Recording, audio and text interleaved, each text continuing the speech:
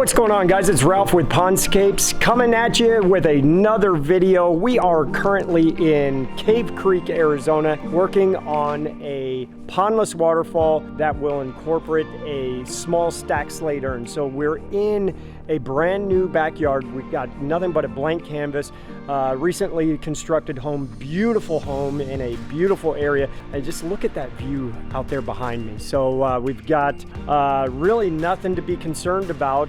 We've got great access, and right there is where we're going to make the magic happen. What we have over here is approximately a 12 linear foot pondless waterfall. This is kind of our rough layout. Now we've got a big aggressive slope. I know it's hard to viewing on the screen, but it really drops off back here. So the biggest hurdle I guess we have to deal with is we've got to bring in a lot of material. Another issue that we do have to be concerned with is all of this sharp rock in the ground. So not a big deal. We're going to double up our fabric. It's not a situation where we really need to do the rock pad because we're not doing that big of an excavation. We'll double up our fabric. We're going to put sand in there and then put our liner and more fabric over our liner. So we're going to be fine there. So everything, all that rocky soil that we're going to pull out of here, it's going to transfer back here, and then we're going to bring in some clean material. Now on the back side, it's just going to slope off, and what we do have to be aware of is the distance between this wall and our feature. We need to maintain about 12 feet of uninterrupted path for the water. So there's an actual swale cut into the property to allow drainage to come through here. And we've had some rain this morning. We're getting more rain this afternoon. So it's very important that we know what's going to happen with our feature. We've got this beautiful roof, big flat roof that's going to also generate a lot of water falling off. So we're going to do a couple things over here. We're going to crown the dirt right over here in front of our vault area.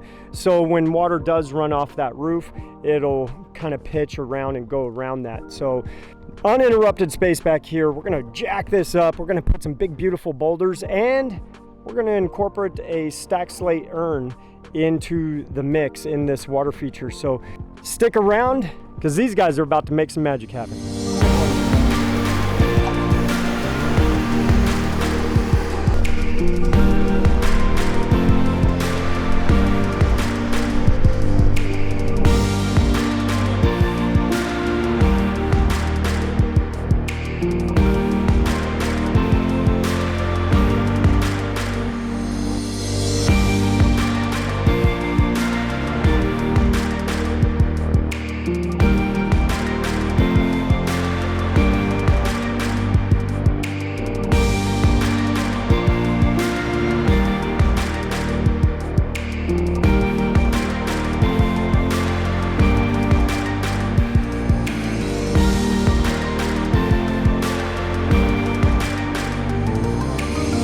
We got the vault installed, all those aqua blocks, and right now what we've done is come around those edges. Because we over excavate, we want to flip over the liner and fabric and then use this nice soft cushy material to backfill in between the earth and the equipment.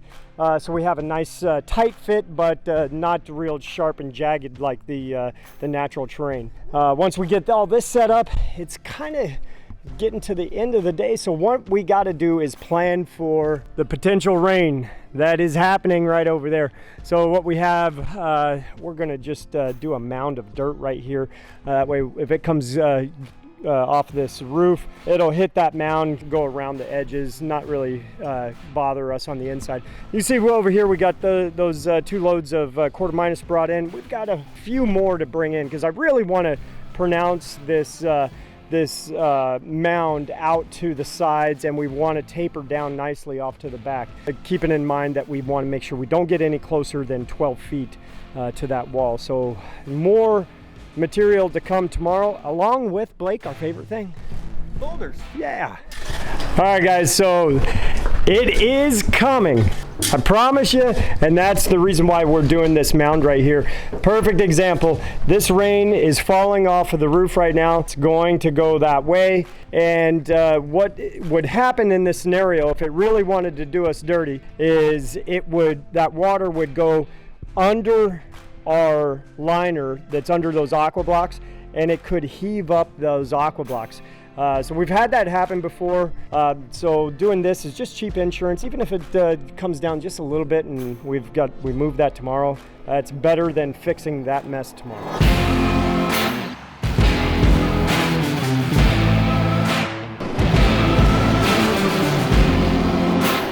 This is the start of a good day. Before we even showed up, our rock delivery got dropped in a good location. The biggest thing I was concerned about, gas line right there. And that's a tight turn to get a big rig through. So delivery driver followed perfect instructions, dropped it right where we want. And now Devontae is shuttling those boulders to the back so we can get started.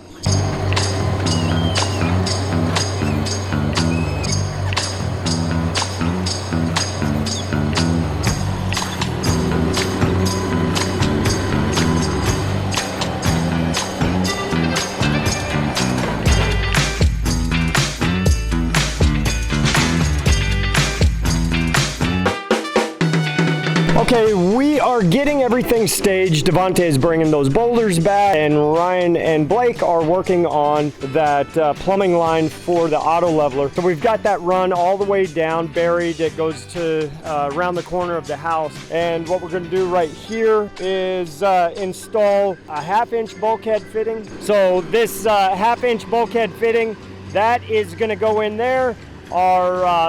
Our water supply line will come in here with a male adapter, come out with a male adapter, and then go down into the vault.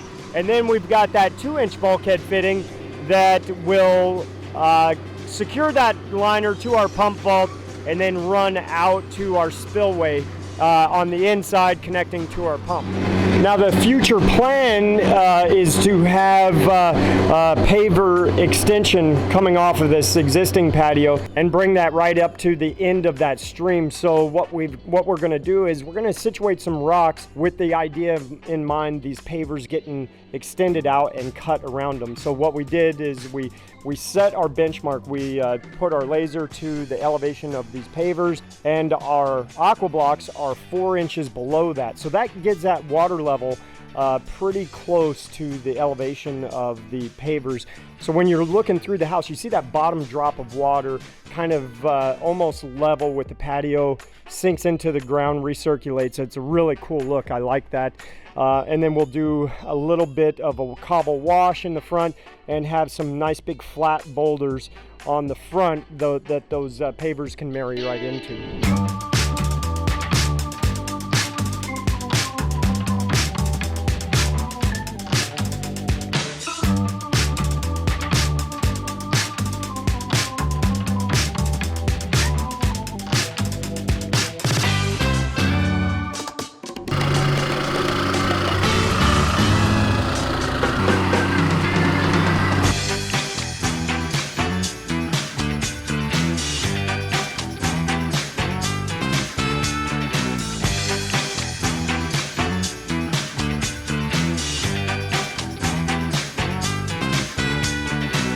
All right, we got a huge foundation to work with here.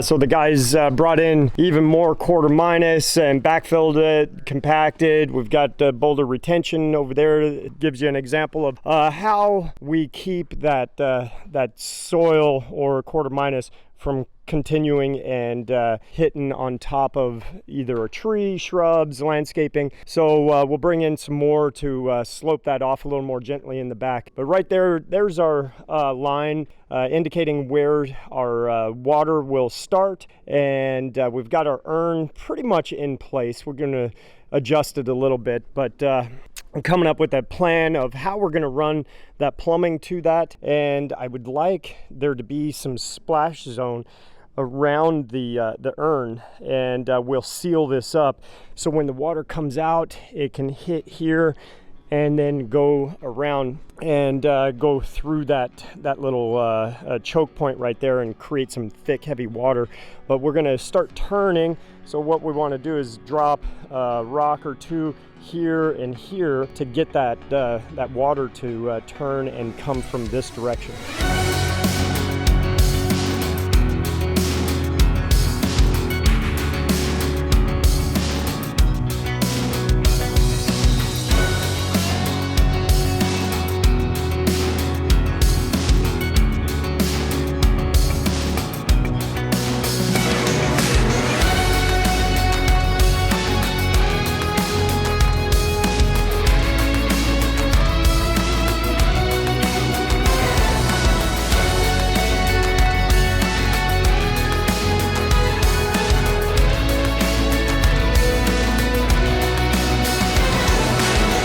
Okay, we have got our elevations all worked out, and we're gonna have 3 drops on the waterfall itself. Starting from the bottom, working our way up. There's 1. That little pinch point under the that level is 2, and where that little torpedo level, that's gonna be number 3. I was really looking at doing a 4th drop when we were laying the rock work out, but what's going on is I wanna make sure I stay to scale with our space and our elevation that we're working with. It's hard to tell on video, but this yard really slopes down, and we've brought in over 20 tons of material to bring this elevation up.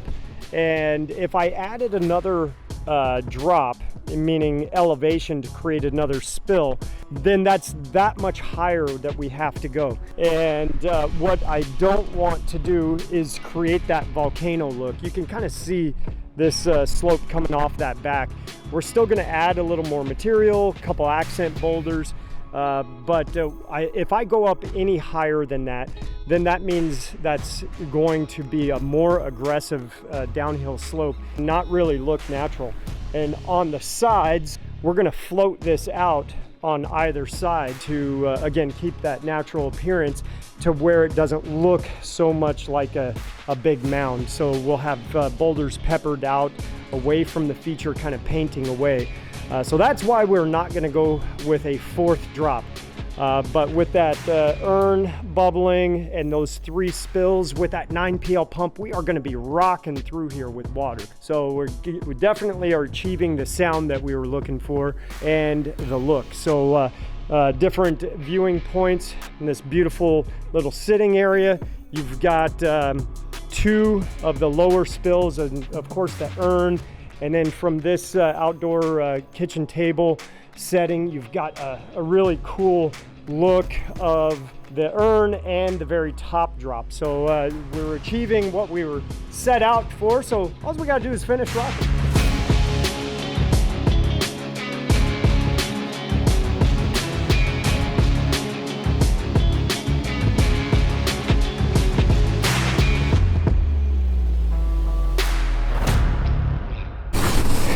Okay, so we are doing all the edge work right now. Got all of our elevations set, backfilling, just saturating this hillside, dumping some more dirt in there. So what we want to do is get that dumped on, and then we roll the machine or the compactor. Now that slope is getting a little aggressive for the machine. So the slope is getting a little aggressive for the plate compactor. It's just hard to drag it back up. So we can use the machine to track back and forth and really get it tightened up. And we'll just work our way around this side over here. We've got our accent boulders. We just got to kind of rake this out, dress it up, a little more dirt in this space. Of course, hide that liner, and move over to this side. And before too long, this will be up and running.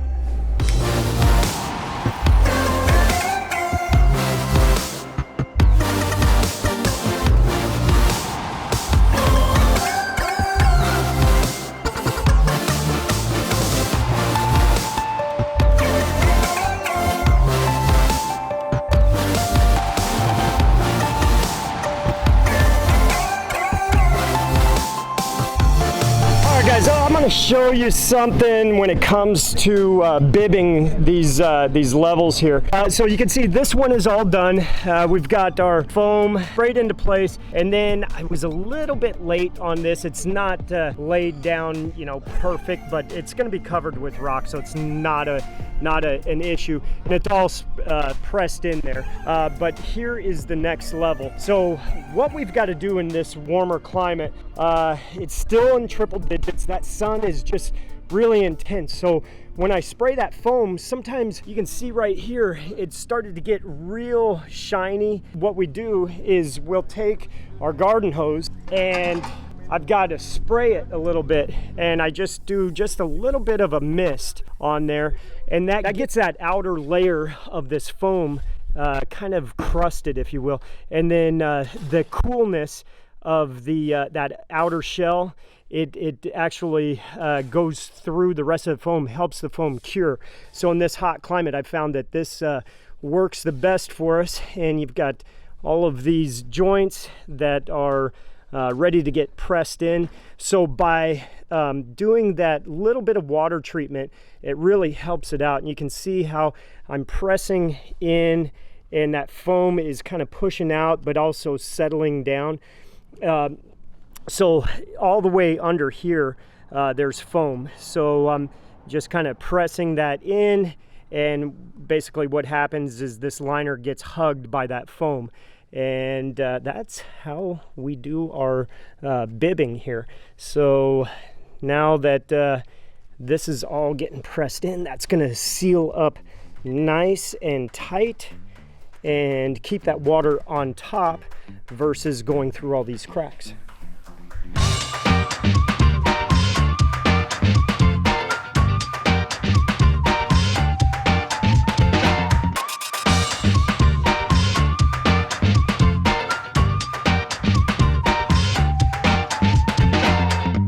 Oh baby, here we are. We have got this thing all wrapped up, and I am loving the way this thing turned out. So again, a 9 PL pump. We've got that teed off.